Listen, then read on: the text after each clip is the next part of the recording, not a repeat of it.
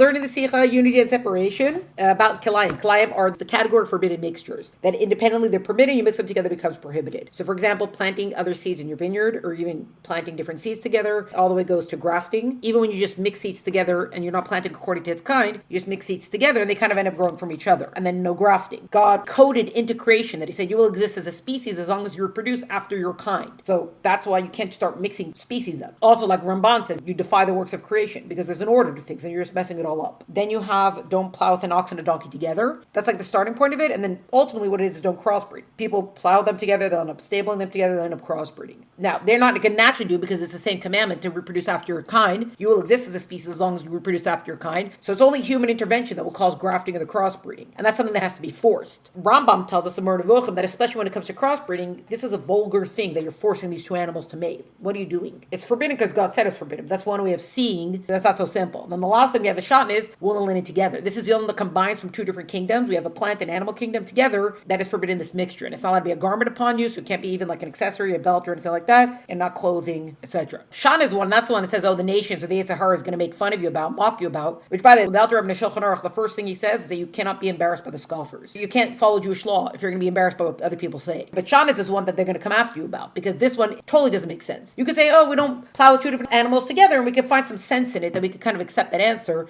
because God said so, but fine. You say even the grafting, you have to force the plants, okay, we're not going to do that. But Shanas, there's no power of reproduction that gets messed up, and not just that, but you can separate them afterwards. So why can't you just wear the garment and then you'll unbraid it when you're done? So that way it won't stay there. Still, you're not allowed to do that. And we see exemptions for that with tzitzis and with the belt of the Kohanim. Now, both of those are something that are purely holy entities, because the belt of the Kohanim were in service of the base of Mikdash, which is all about sublimating evil, defeating evil, bringing light into the world. So there, that was almost like a quote-unquote a safe zone. And then tzitzis, you look at it, you remember the mitzvahs. So this is something that no other things interfere with this. Now, that's not the reason why we have the exemption. We didn't get fully into understanding the exemption yet, but we see that there's something different about Shanas. By the way, in Tanya, Tigeres, Satshuva, which are letters of repentance, saying something about repentance for if someone missed a chance to do a positive mitzvah, repentance for violating a prohibitive mitzvah, the more severe ones, and etc. And then in the commentary of the translation, it gave an example, because it was talking about positive prohibitive mitzvahs are viewed differently, and there's an idea that whenever there's a positive mitzvah and a negative mitzvah that seem at odds with each other, like both before right now, which one am I supposed to do? Positive mitzvah always overrides the prohibitive mitzvah. It gave an example there where it says, for example, tzitzis, you have the prohibition of kilayim, but then there's a positive mitzvah of tzitzis, which could be wool and linen together, so tzitzis overrides kilayim. Anyways, shanas we see we have an exemption for. And then we have another category, which we thought part of the laws of kosher, but the Kabbalists come to tell us, so actually, it's part of kilayim, which is mixing meat and milk together. And then there's different amounts of that. Torah says you're not allowed to cook them together. You can kind of put them next to each other, but the rabbis prohibit all the way through. The thing that's distinctive about cooking is that cooking creates a new entity. But either we can't do any of that. Then we saw when it comes to shanas is an acronym. Where does that word come from? Shanas is an acronym of different ways that you can combine wool and linen together. So not just as a material on the thread level, comb, spun, etc. The rabbis say it's all just prohibited. We got into a whole Ramban about the abominations of the nations, the sidetrack there, but Kilayim was mentioned there. That's why we did that. And then last time we did the whole Rabbeinu Bachya, which explained about cooking the kid in the mother's milk. It gave the whole explanation of kosher. Even getting to the Kabbalistic, talked about how it coarsens characteristics, because milk stems from blood. So if you just have it by itself, it's in its new state. If you cook it with meat, it breaks it back down and it sends it back to its original state, which is the blood state. We don't consume blood. That's a coarsening aspect. So it's the whole thing about milk and meat that we see for Rebbe Bachya, and it gives a more Kabbalistic explanation of it. Essentially what we see is that there's four kinds of kilayim. You have kilayim of the ground, which would be agriculture, plants and stuff like that. You have kilayim of animals, which would be the crossbreeding. You have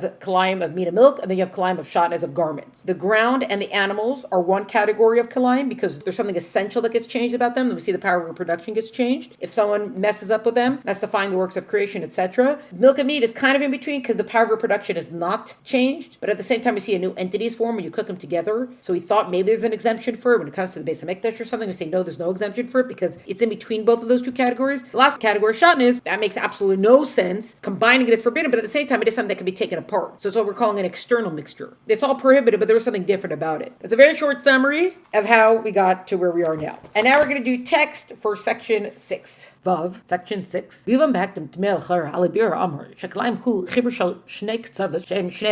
Understanding what seems to be a little bit of a difficulty, that what we've been explaining before, that what's the thing about kilayim? So besides that Hashem forbade it, but what's the thing? That you're combining two opposite vectors. For example, with milk and meat, that we learned that Kabbalists told us that you're taking what is from the attribute of justice and mercy, and you could dilute mercy. And the whole thing with the angels crossing the wires, these are coming from different places. You can't combine the two. Okay, but here's a question. We didn't ask it, this question. We find that actually combining two opposites is something that's very wondrous. It's something a very praiseworthy thing to do. The whole thing of peace and the Torah, the entire Torah was given to make peace in the world. One of the main foundational aspects of divine service is to act upon the mitzvahs. You want to unify them all. Should we not be pursuing that which will create unity between things instead of saying, no, these are two opposites, you're not allowed to mix them? That seems to actually be the opposite of everything that we've been taught and what the Torah is all about. How do we make peace between all the different things? If you remember in the last Maimer that we did, what's the idea of three? Because one is a singular entity. Two means that there could be division, but three means that you could create harmony between one and two. And only Hashem could do that. So why are we not doing that? As is known, what's explained from the sayings of Chazal, so as the sages teach us, forever a person should be soft like a reed and not be stiff like a cedar. As in to say, soft like a reed means malleable, bendable. As in, you could compromise. It doesn't always have to be my way, the highway. Whereas a cedar, which is unyielding. That could be something good, but not in this. That person, he is somebody who's got these attributes. But his attributes should be soft, as in there has to be room to bend. We have to be able to work with something here. Remember when we learned also in the past, when we learned about the world of Tayu is a world where it's too much light and not enough vessel to hold it. So everything was so much intensity of its own self that there was no combination. Versus the world that we're in now, the world of Tikkun, the whole spiritual ecological system, the world of Ma. That's a world where the attributes can speak to each other. So again, the fact that the attributes can speak to each other, that's the whole thing of Sphira, and we count Sphira, that each attribute one in the other, etc. So you have 4 9 days, can you take a combination of the 7 and the 7, etc. So why is that not what we're doing? This is that every attribute gives space, makes a space for the opposite. As Rambam, according to what Rambam explains, what is the straight path for a person to walk? What is the way that a person is supposed to go is the middle path, something that's going to allow for both sides, versus only one extreme or another. We have to have balance of the differing things. Harmony, peace, that's when you take differing things. It's the difference between unity and uniformity kind of thing. Unity allows differences. Uniformity means everything has to be the same. So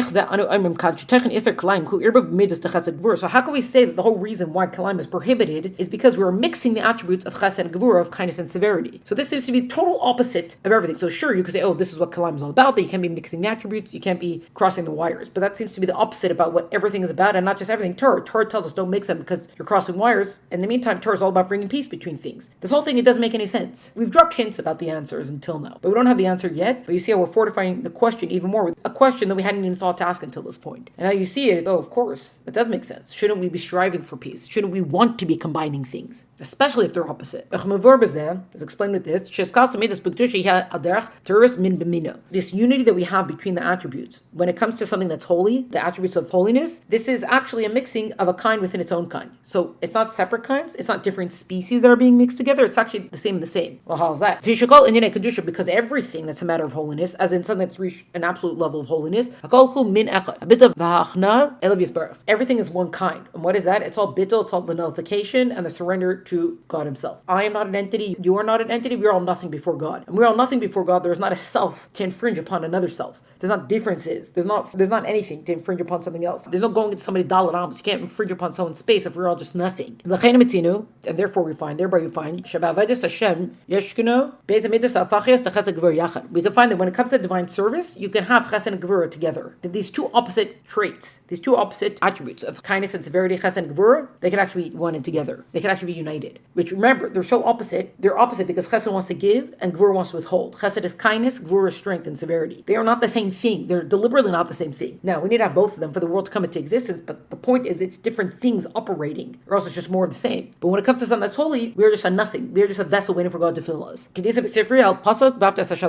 it says in Sifri, is a commentary that gives us on the verse of V'haftas Hashem Elokecha Shalava V'Yalokecha from Shema. Ein lecha ava b'makam yir v'yir b'makam ava ela b'mitzvah HaKadosh Baruch Hu bilvad. You do not have love in the place of fear, or fear in the place of love, as in these two do not overlap. They do not speak to each other, except when it comes to the attributes of God Almighty, of Hashem, blessed be He, alone. Only when it comes before God, because something that is nothing doesn't take up space. So there's multiple things that can coexist in the same space. But when things are taking up space, then you can't have that, which is what's true for this world. So celestial realms, where you have ultimate holiness, everything is a nothing. In the terrestrial realm, it is defined by the fact that we take up space. This is not the case when it comes to the matters of this world. The whole idea, what are the parameters of this world is that you specifically feel yourself to be an entity. Here it's actually looking at a slightly different way, not just saying, oh, it's a sense of ego, but saying it is such a sense of a self that you could actually do a mitzvah with it. There's no form, there's no object through which a mitzvah can be done in the higher realms. Only in this world where something actually takes on a form and becomes an item, now we could do a mitzvah with it. For example, tefillin and things like this. You can't put on tefillin in the higher realm. There's no straps, there's no boxes, there's nothing to work with there. The form of every attribute is in such strong force, it's totally fleshed out. Slant translation. And because of that, because it's been fully formed as an entity, there's no space for anything else. There's no place for something else to come in. Two things cannot exist in the same space in the physical world. And specifically, and definitely not for something that's opposite, for a trait that's opposite. And thereby, therefore, you don't have love in the place of fear, in the same space as fear, and there's no fear in the space of love. Only when it comes to God, we said that these can coexist. When it comes to everything else, you can't have these attributes take on forms in here, which shout out to the Micha Mocha Mimer, learning about the entire chain of creation, what it looks like in the higher spiritual realms, coming down to you get physical forms down here, and every attribute lends to that. That's why it says that 6 days Hashem created. What are these 6 days? The 6 building blocks, those are the attributes, and they take on forms here. They're kind of, everything becomes like a distant cousin, and you could go trace it all the way back up to the attribute that it came from. But because it has a full form, there's not a space for anything else. Even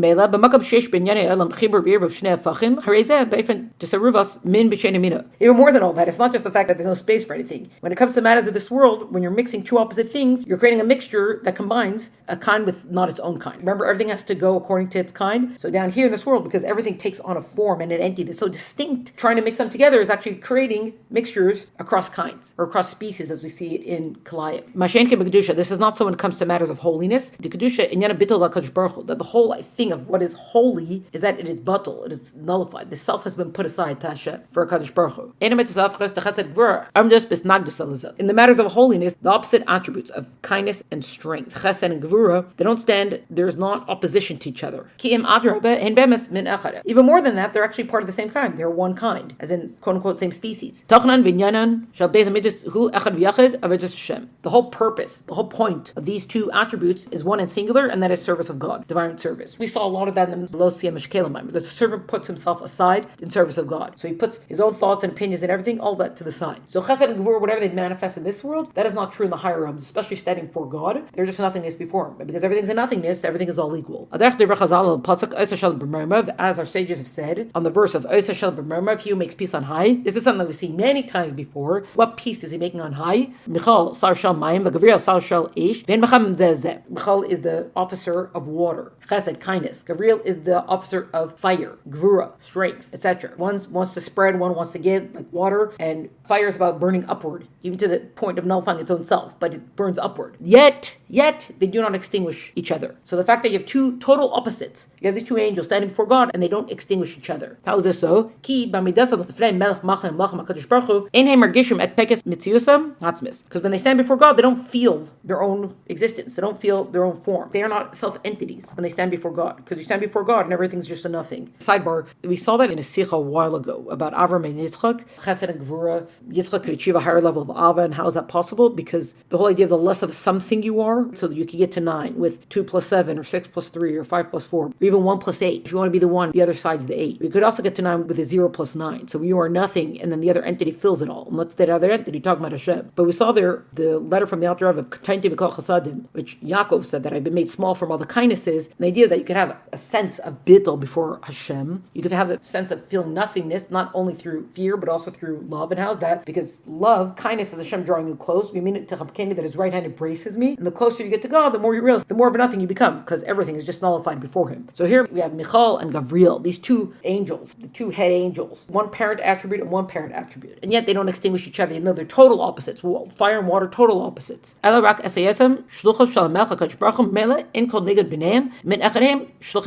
entire being is that they are messengers of the king, Hashem. Not only is there no opposition between them, but they are one kind, which is messengers of the king. So we are not standing here as Michal and Gabriel as separate entities. We are standing here just to do the will of God. And because of that, we are totally given over to that. We are totally submitted to that. We are nothing entities, quote unquote. And that's how you could have peace between them. To summarize where we're at right now, we just introduced a totally new dimension to all of this. To say everything that we understood until now about don't mix the kalayim. Okay, fine. You don't want to mix up wires. You don't want to mix up different species and everything that we learned about that. But now we we have something brand new, which throws everything off to say we thought it was actually a good thing to actually mix kinds. We thought there was a benefit to that. Isn't that what Torah is all about? So we don't have the answer yet, but that strengthens and deepens the question even more. Okay, we're not ultimately going to know why Kalayim is forbidden. As we saw already, we can't necessarily handle the answer. That does strengthen the question even more of, this seems to be opposite. What is going on here?